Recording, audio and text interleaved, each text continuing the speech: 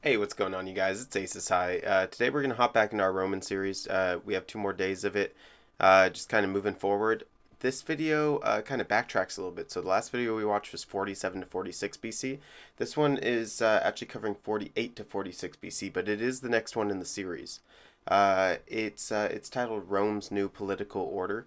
And I think it's just going to kind of tell us what was going on in Rome the whole time that Caesar was dealing with the battles in the east and the battles in the southwest, kind of down in Africa and everything.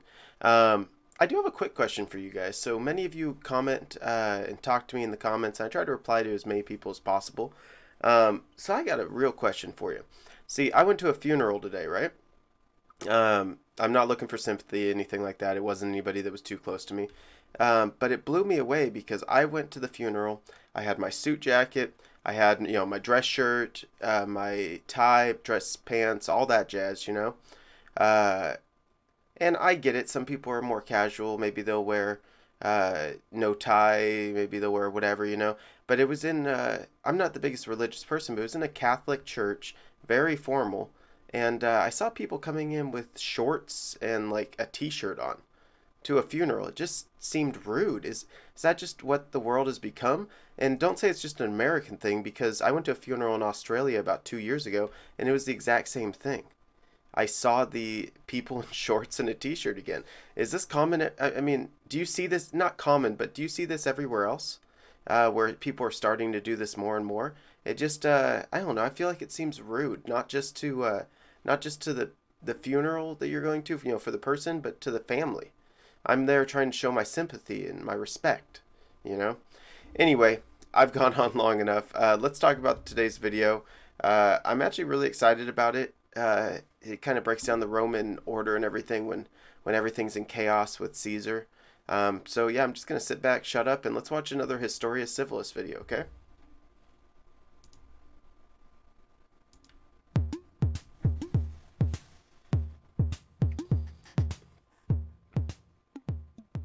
Over the course of the Roman Civil War, Julius Caesar spent about 4 years on campaign. In his absence, for a variety of reasons, the city of Rome descended into a prolonged political crisis. Yeah. In order to fully understand the mess that Caesar left behind, we have to rewind a couple of years.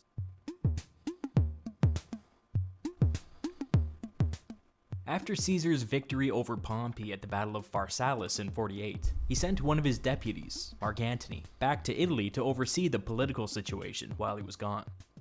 Antony immediately ran into serious problems. A tribune of the plebs exploited Caesar's absence by attempting to push a bill through the Senate that would abolish private debt. Debt abolition was a thing in the ancient world. It's complicated, but sometimes ancient societies would find themselves in a financial death spiral, where an ever-growing number of poor people would find themselves saddled with multi-generational debts. Oh wow. This was a growing problem in Rome at the time, and debt abolition was a crude but effective method of freeing up these people so that they could be productive citizens again.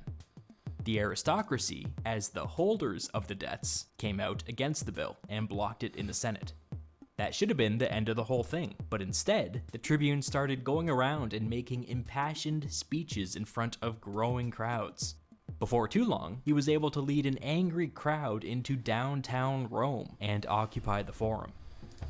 Isn't it crazy just how Roman politics seem to change? When I first started the series, it was okay, you vote on something, it's in the Senate, all that, and then as time passed by and decades passed by, suddenly it became, well, I didn't get my way, so I'm going to go get an angry crowd and we're going to do violence and storm the streets. And it's definitely changed, just in the series that I've watched. This tactic of taking to the streets wasn't totally unprecedented, but the speed at which Rome's political class lost control of their city was alarming, to say the least. This was a problem, but it was a problem with a clear solution, right? Antony was in charge and had an army sitting just outside the Pomerium.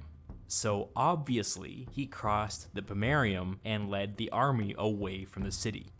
Hold on, he what? Yeah, he turned the city over to the angry mob. Do you think this is what Caesar had in mind when he left the city in Antony's hands? I mean, the series said it before, and I'll say it again, and I'll mention that again.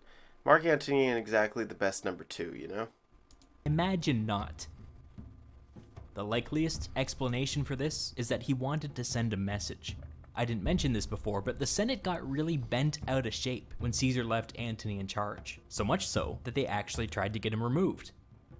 Antony was, petty?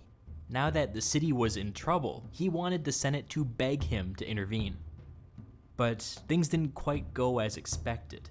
The mob began to openly bring weapons across the Pomerium, which was illegal, but who was going to stop them? They eventually started launching deadly attacks against their perceived enemies.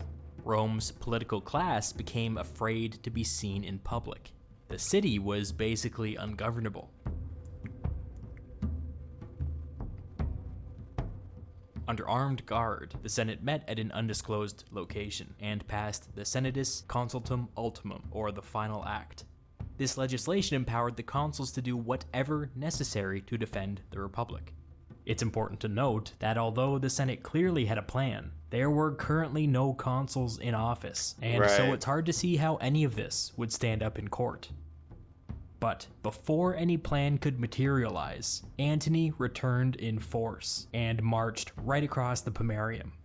These soldiers descended on the mob with swords drawn, and hundreds of Roman citizens were killed. Jesus. This was the apex of pettiness. Antony deliberately allowed the situation to get out of control, and then needlessly butchered a bunch of Roman citizens. If Antony was disliked before, he was despised now. And the problem is, a lot of people see him as a representation of Caesar. Well, Caesar's gone, so that definitely doesn't help that situation.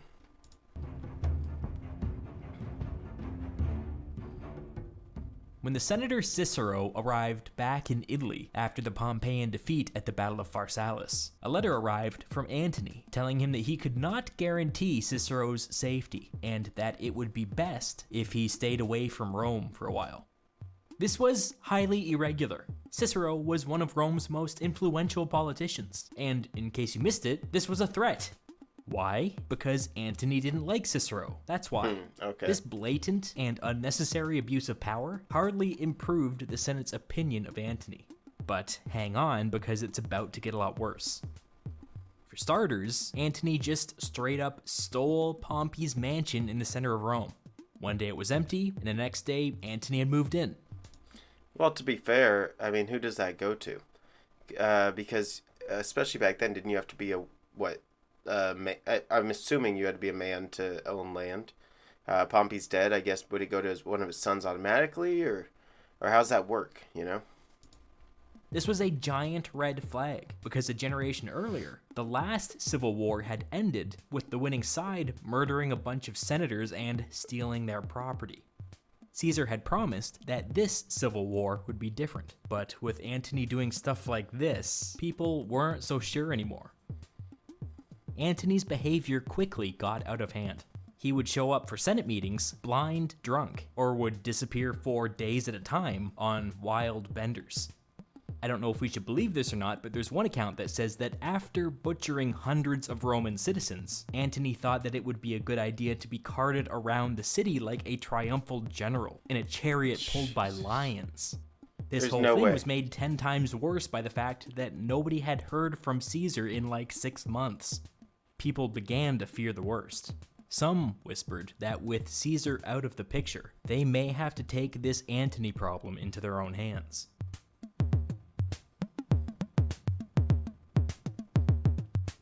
But Cicero was hopeful. He reassured his allies, writing, quote, "It seems to me that though Caesar is holding Alexandria, he is ashamed to send a dispatch of the operations there." Cicero was exactly right. A couple of months later, Caesar defeated the Egyptian army at the Battle of the Nile, bringing the siege of Alexandria to an end. After a brief detour to Asia Minor, the Senate received word that Caesar would be returning to Italy. The political class in Rome breathed a collective sigh of relief. Okay. When Caesar landed in Italy, Cicero was there to meet him. When they saw each other, Caesar ran up and gave Cicero a big ol' hug. As the retinue traveled inland, the two men hung back from the group and spent several hours lost in private conversation. I imagine Antony's name came up once or twice. Caesar made a point of avoiding Rome for the time being.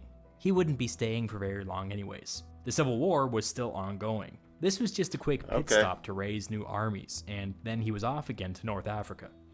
But he was still politically engaged, and when he received a full report from his allies back in Rome, he was not pleased. Antony was unceremoniously fired. Caesar had his allies in Rome call for elections for the coming year. Oh, wow. Caesar was, unsurprisingly, elected consul in absentia. This was against the rules, but rules were mattering less and less as time went on. His consular colleague for that year would be a politician named Marcus Lepidus. Okay. We know less about Lepidus than I would like, but from what we do know, he was a good administrator and a skilled politician. When Caesar went off to Spain at the beginning of the Civil War, Lepidus had overseen Italy without incident.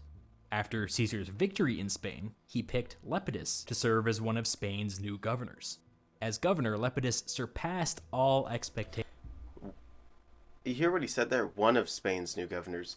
Does Spain have multiple governors each province, or is Spain broken up into several sections with different governors? Let me know if you know. Thanks. A medium-sized rebellion flared up. Lepidus moved quickly and was able to defuse the whole situation without losing a single man. This was exactly the kind of gumption that Caesar was looking for. Unlike Antony, Lepidus didn't need any adult supervision. When Caesar tapped Lepidus to be his co-consul for the year 46, he unmistakably became Caesar's new number 2. It's worth noting that Antony, who a second ago had been the most powerful man in Italy, would hold no elected office. The Senate then turned to Caesar and named him dictator for a year.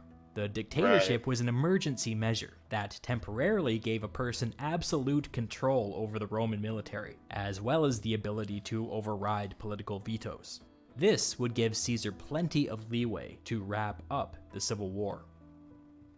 The office of dictator came with a deputy who was called the Master of the Horse. Caesar nominated his co-consul Lepidus to be his Master of the Horse, and empowered him to act on his behalf while he was on campaign in North Africa.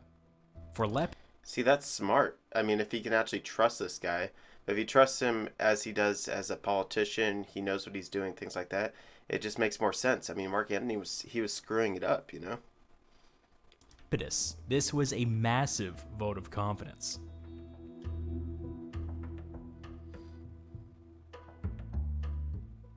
Consider for a moment the pickle that Caesar was in as he prepared to leave for North Africa. The regime had never been more unpopular. On one hand, he couldn't really afford to spend any extra time or money in Italy. But on the other hand, any further political deterioration might be catastrophic. The plan that Caesar came up with here is just so next level. You just have to step back and marvel at it. The big hot button political issue of the day was the movement for the abolition of debts. We've talked about this. It was the justification for the recent street violence, and it was quickly becoming the rallying cry for anybody opposed to the status quo. Caesar injected himself into this debate by sending his agents all over Italy to the small and medium-sized cities that dotted the Italian countryside. Okay. These agents asked for meetings with the local aristocracy, and then, on Caesar's behalf, asked to borrow mind-boggling sums of money. War was bad for business, they said, and this loan would help Caesar bring an end to hostilities. When that was done, Caesar turned around and published a bunch of pamphlets in Rome that said something like, debt abolition would be awesome, but as Rome's richest and most indebted citizen, it would benefit me most of all. It wouldn't be fair. This was one hell of a switcheroo. Not only did public enthusiasm for debt abolition instantly dry up, but it no longer made sense for Caesar's political rivals to rally behind a policy to which Caesar would be the chief beneficiary. But here's the really genius bit. It's a bit of a long walk, so pay attention. Every year, 20 new politicians gained lifetime membership to the Roman Senate. These Okay. politicians were the people who had just been elected quaestor. Quaestors were elected through a body called the Tribal Assembly. Now, the Tribal Assembly was sharply skewed, in today's terms you might say gerrymandered, in favor of rich people from the Italian countryside, at the expense of poor people from the city of Rome. And what do we know about rich people from the Italian countryside? They had all loaned Caesar all of their money. Right. What did this mean? It meant that every candidate for quaestor had to answer a very simple question from the most powerful part of their electorate. Are you going to help Caesar end the Civil War? Yes or no? With this one move, not only did Caesar defang the movement for debt abolition, but he established a new set of political incentives that churned out an annual crop of young senators that basically shared his policy goals. That is so incredibly smart. Not only is he fixing, at least- not only is he fixing a major problem, but he's also stacking the Senate for years to come. It's genius. Pretended to. It really was an inspired bit of business.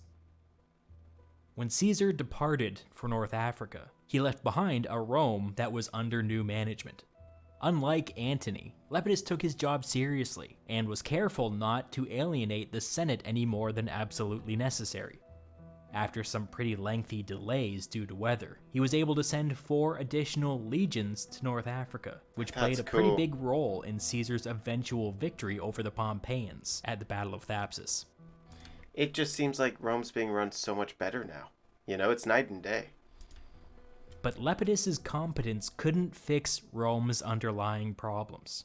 For years, whenever Caesar had been faced with a difficult political problem, his response had been the same: after the Civil War. Well, the Civil War was now over. When Caesar returned to Rome in the summer of 46, he faced an angry populace, an embittered political class, a disgruntled military, and, oh yeah, a truly ludicrous amount of personal debt. To make matters worse, the Civil War had proven that Rome's political system was thoroughly broken. This was now Caesar's problem, and it would prove to be intractable. All right, you guys.